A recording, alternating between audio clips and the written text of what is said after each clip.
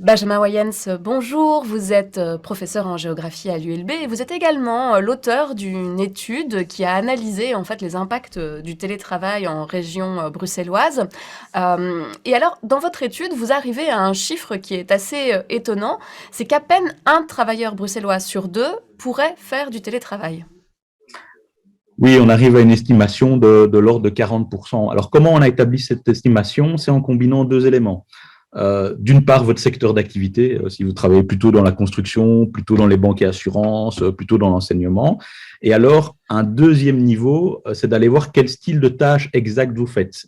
Parce qu'on se rend bien compte que si vous êtes même dans le secteur de la construction, on peut être sur un chantier, tout comme on peut travailler dans un bureau. Et donc, on a essayé de croiser ces deux informations-là, d'une part à partir de données de sécurité sociale et d'autre part à partir de données d'enquête, pour combiner et faire une estimation, et en faisant attention aussi de faire une estimation pour la région bruxelloise, parce que dans un même secteur d'activité, c'est pas forcément les mêmes postes à Bruxelles ou ailleurs.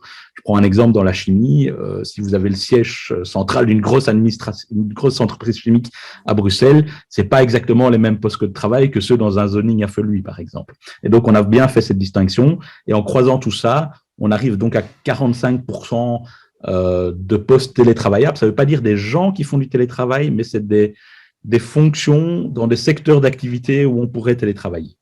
D'ailleurs, j'ai dit bruxellois, mais j'aurais plutôt dû dire travail qui se déroule à Bruxelles, effectivement, parce que dans votre étude, vous montrez aussi que finalement, les Bruxellois, comme souvent ils ont des postes qui sont un peu moins qualifiés, c'est des postes qui sont difficilement télétravaillables.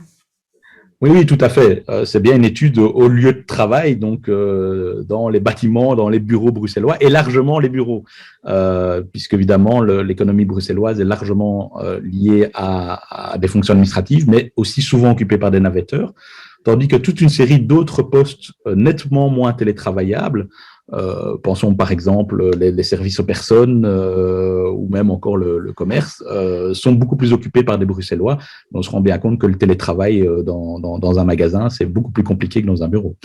On a vu hein, une diminution du trafic routier, mais finalement peut-être pas dans la même proportion que ce qu'on aurait pu imaginer. Et puis il y a également, vous mettez en avant dans votre étude le coût voilà, de l'équipement ou du chauffage, par exemple. Oui, ce qui est pour le moment assez mal mesuré, qui fait l'objet seulement de quelques études, mais vraiment à un stade relativement embryonnaire, c'est la mesure de ce qu'on appelle les effets rebonds.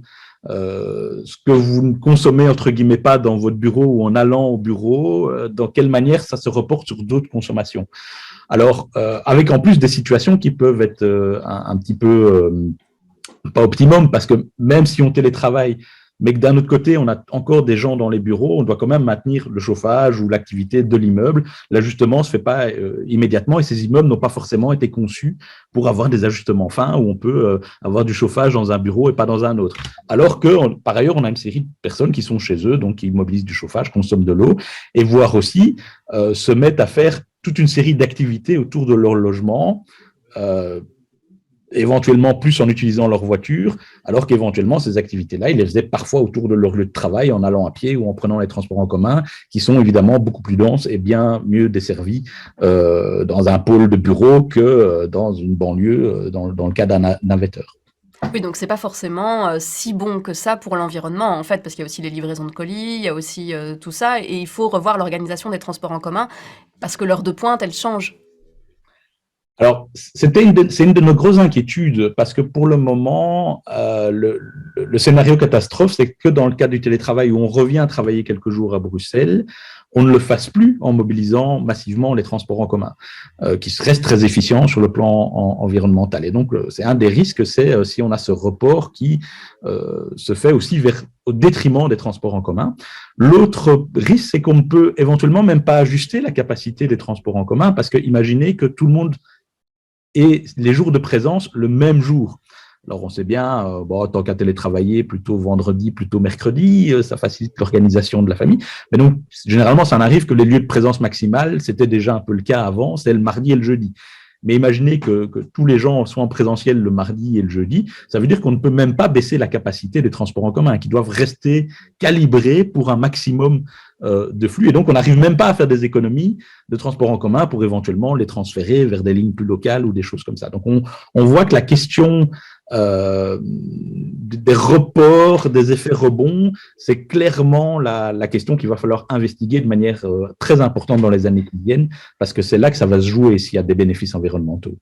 Et tout ceci, sans même parler de ce qu'on commence à peine à mesurer correctement, c'est le coût environnemental de tout ce qui est, je dirais, les conférences en ligne, le double équipement ou triple équipement qu'on va avoir besoin en termes d'équipement informatique, de la connexion Internet, tous ces aspects-là qui sont encore aujourd'hui mesurés de manière balbutiante. Il y a un autre aspect aussi que le télétravail devrait changer et qui est un défi pour la région bruxelloise, c'est notamment la taxation, les revenus, les recettes de la région. On sait que la taxe sur les bureaux, c'est quand même une part importante, le précompte immobilier aussi.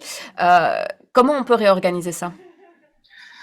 Alors, les taxes sur les bureaux, le précompte immobilier, c'est évidemment des ressources importantes, alors plus particulièrement pour certaines communes, hein, parce qu'à l'échelle de l'ensemble de la région, c'est moins, mais évidemment, il y a des communes où sont concentrés les bureaux. On peut penser à des communes comme Saint-Josse, par exemple, hein, avec le quartier nord. Et donc, là, il y a un impact qui va se faire. Alors, de nouveau, pas du jour au lendemain, parce qu'il faut encore que les occupations des bureaux s'ajustent. Il y a quand même des bails, il va y avoir des reconfigurations.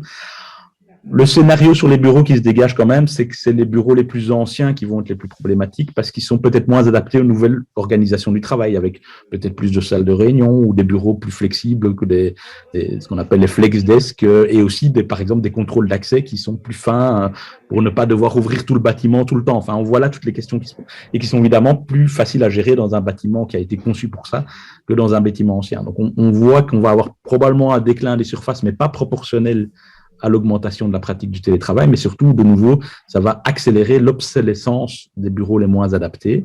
Et donc, tout ça, ça va avoir des jeux, ça va avoir des effets sur les finances communales via ces taxes-là.